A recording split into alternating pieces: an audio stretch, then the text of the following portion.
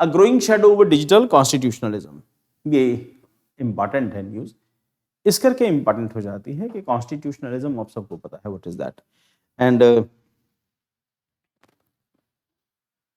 अब डिजिटल में जो इसका एस्पेक्ट आता है वो ये कि जो नई एक ऐप लॉन्च की, बार बार आप लोगों को मैसेजेस भी आए, कुछ कंपनीज को कह दिया गया कि मैंडेटरी कर दो इसको, और डाउनलोड इसका मतलब ये कि उसका एसेंशियल पार्ट रहेगा मोबाइल फ़ोन का नए का।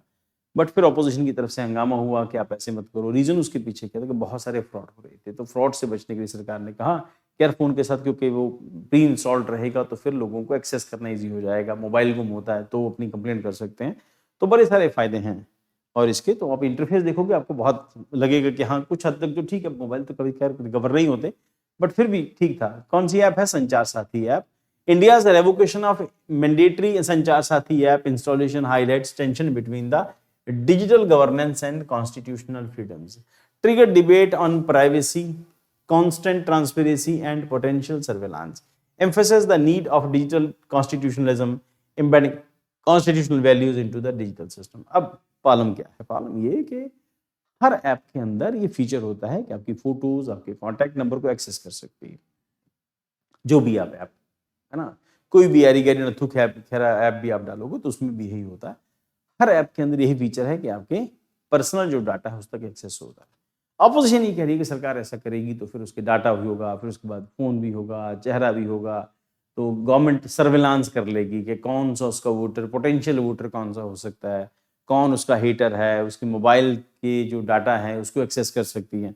तो ऑब्वियसली अपोजिशन जो कह रही है हो सकता है कुछ हद तक सच भी हो, बट द पॉइंट इज अगर ऐसा नहीं करेंगे तो फिर सोल्यूशन क्या है? अगर इस तरह की कोई ऐप नहीं होगी तो सरकार तो मैक्सिमम यही कर सकती है ना, ऐप आपको दे देगी, आपके फ़ोन पर एक्सेस कर लेगी, और फिर होगा तो वो जो स्पेसिफिक IMEI नंबर है उसको ब्लॉक कर देगी। यही हो सकता है, पर ये कहो कि चोर पकड़े जाएंगे, ऐसा नहीं होगा। इंडिया में फ्रॉड बंद हो जाएंगे, ऐसा भी नहीं होगा, वो ऐसे ही चलता रहेगा। So emphasizes the need of digital constitutionalism, embedding constitutional values into the digital system. Case of Sanchar Saathi क्या है? Launch to curb cyber crime को रोकने के लिए इसको बनाया गया था। Cases rose from 115.9 lakh in 2023, 20.9 lakh in 2024। अब पॉइंट क्या है कि इस तरह से जो डिजिटल फ्रॉड है ये एक पैरेलल इकोनॉमी की तरह साथ साथ चल रहा है, और बहुत लंबा चौड़ा ये फ्रॉड का जो सिस्टम है बहुत बड़ा है, बहुत सोफिस्टिकेटेड लोग इसमें, मतलब पूरे के पूरे कॉल सेंटर्स यहाँ पर इन्वॉल्व हैं। अगर आप मौका मिलेगा तो यूट्यूब पे जाके देखना, इंडिया में बहुत सारे कॉल सेंटर ऐसे हैं जो यूएसए के लोगों को बेवकूफ़ बनाते हैं और वहाँ से उनको फ्रॉड करते हैं उनसे। अब डिजिटल वे में सब चीज़ें डिजिटल हो गई है ना, अकाउंट में डिजिटल हो गया, तो इस करके तो फ्रॉड के चांसेस कंपैरेटिवली बढ़ जाते हैं। So mandatory installation raised state overreach concern, civil society, privacy advocates and tech firms criticise the lack of consent and transparency. बस यही एक दिक्कत है कि ट्रांसपेरेंसी नहीं है। Shows how digital interventions can threaten autonomy without constitutional safeguards. Understanding digital constitutionalism extends core constitutional values, liberty, dignity, equality, and pro-arbitrariness and accountability, rule of law into the digital realm.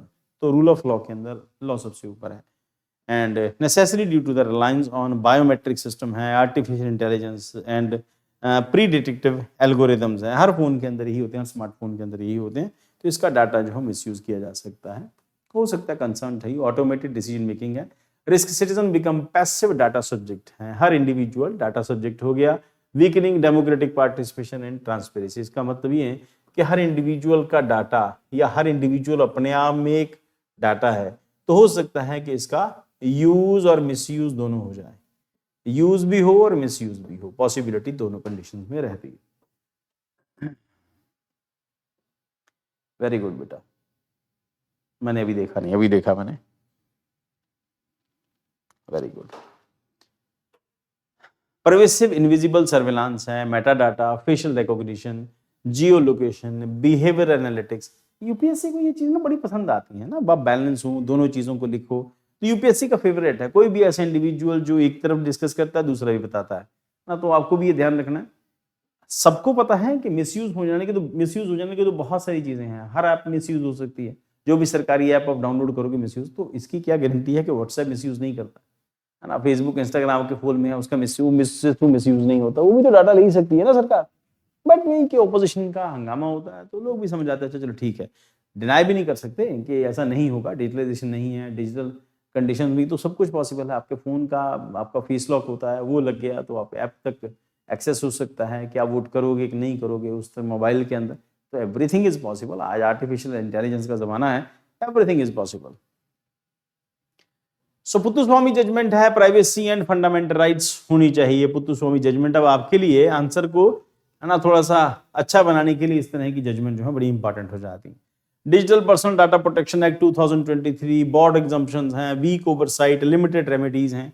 Facial recognition system can miss identify minorities, women and people of colour causing discrimination. अब opposition तो शुरू हो जाएगी, हो भी सकता है, कोई गलत भी नहीं है इसमें। Algorithmic power and accountability crisis.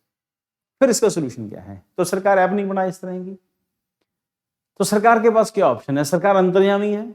Modi को सपना आता है कि आपके साथ फ्रॉड हो गया, उनको सपना आ रहा है कि आपके मोबाइल के अंदर कोई कॉल आएगा कल को। ऑप्शन क्या है? फ्रॉड हो जाने के बाद हम सरकार को गालियां निकालते हैं, सरकार के ऊपर बिलीव नहीं करते।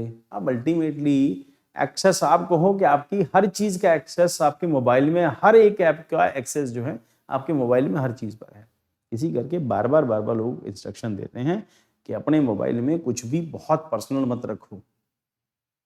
अपने मोबाइल में अपने बैंक डिटेल्स नहीं रखो, फोटो अपने मोबाइल में वही रखो जो आपको जरूरत है, नहीं जो जरूरत है कोई इंटीमेट मूवमेंट की फोटोज हैं वो मत रखो। आपके मोबाइल पे हर एक्सेस, हर ऐप का एक्सेस है।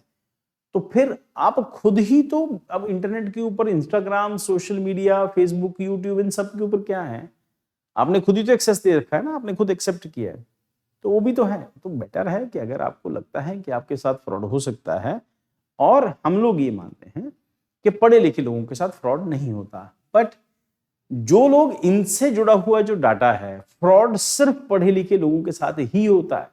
जो डिजिटली अवेयर हैं उन्हीं के साथ फ्रॉड हो रहा है, और वो सबसे इजी टारगेट होते हैं। जिसको पता ही नहीं मोबाइल का, उसके साथ फ्रॉड जाने के चांसेस नहीं है। जिसको कुछ कुछ पता है या काफी कुछ पता है, फ्रॉड होने के चांसेस उसी के साथ है। अब बोले कि मोबाइल के एक्सेस नहीं देंगे, ये होगा वो होगा, तो फिर तो गड़बड़ है। फिर उसके बाद मोबाइल चोरी हो जाने का, आप ऐप डाउनलोड करके देखो, आपको लगेगा कि बहुत सारी चीजें तो अच्छी हैं, हो सकता है कि ऐसा कुछ हो, है ना, पर हो तो कई कुछ सकता है फिर तो algorithmic influence, welfare policing, content moderation, employment credit, black box system है, ऑपरेट विदाउट एक्सप्लेनिंग, अपील और oversight, errors led to wrongful exclusion, unfair policing and suppression of speech. IT Act 2000 focus on platform regulation, not protecting individual liberties. So democratic paradox क्या है? Digital system not shape right and state power yet remain outside constitutional discipline, threatens democratic accountability as governance becomes increasingly data driven. Her government को data चाहिए, और data is the new fuel, जैसे कि किसी जमाने में मुकेश अंबानी ने कहा था, data is the new fuel. वो पेट्रोल की तरह है, वो भी इंपॉर्टेंट है।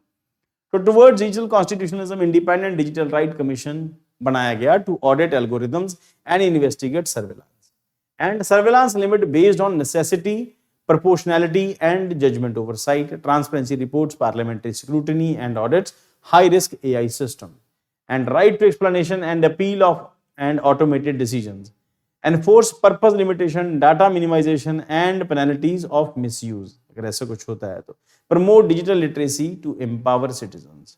तो पॉइंट यही है कि अब डिजिटल लिटरेसी जो है उसको प्रमोट करो, बट फ्रॉड्स के बहुत नए नए तरीके, बहुत सब कुछ बहुत एडवांस हो रहा है, तो सरकारों के लिए भी थोड़ा सा मुश्किल हो जाता है। कंक्लूजन क्या है? Technology must serve citizens, not undermine rights. Embedding constitutional principle into the digital system is critical for preserve freedom, equality and privacy in data driven era.